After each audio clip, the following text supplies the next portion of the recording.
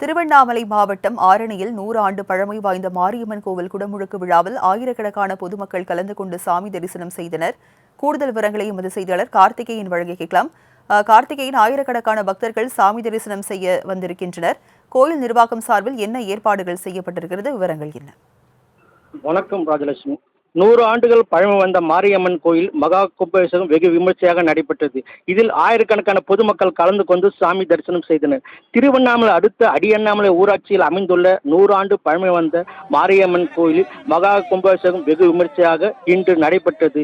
இதில் கலந்து கொண்ட ஆயிரக்கணக்கான பக்தர்கள் ஓம் சக்தி பராசக்தி என பக்தி முழக்க சாமி தரிசனம் செய்தனர்.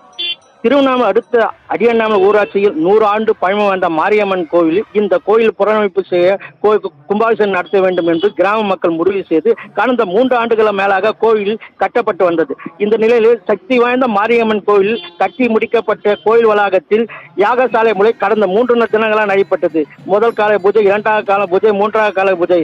இந்நிலையில் இன்று அதிகாலையில் கோ பூஜை நடத்தப்பட்டு யாகசாலை சிவாச்சார வேத மந்திரம் முழங்க பூஜை நடைபெற்றது. இதனைத் தொடர்ந்து சிவாச்சாரியர்கள் யாகசாலையிலிருந்து வைக்கப்பட்டிருந்த புனித நீரை கோயில் பிரகாரத்தை சுற்றி வளர்ந்து கோயில் வளாகத்தில் மேலே உள்ள கலசத்துக்கு புனித நீரை ஊற்றி மகா கும்பாபிஷேகம் வெகு விமர்சையாக நடைபெற்றது. இதில் ஆயிரக்கணக்கான பக்தர்கள் கலந்து கொண்டு ஓம் சக்தி பராசக்தி என பக்தி முழக்கம் இட்டனர். மேலும் கோயில் நிர்வாக சார்பில் பக்தர்களுக்கு வசதியாக அங்கங்கே பந்தல் அமைக்கப்பட்டு கும்பாபிஷேகக்கான ஏற்பாடு செய்திருந்தனர். இது மட்டுமின்றி பக்தர்களுக்கு புனித நீரும் மற்றும் கலசங்களும் வழங்கினர். இதனைத் தொடர்ந்து அன்னதானம் வழங்கப்பட்டது என்பது குறிப்பிடத்தக்கது. ராஜலட்சுமி, விவரங்களை வழங்கியதற்கு நன்றி கார்த்திகேயன்.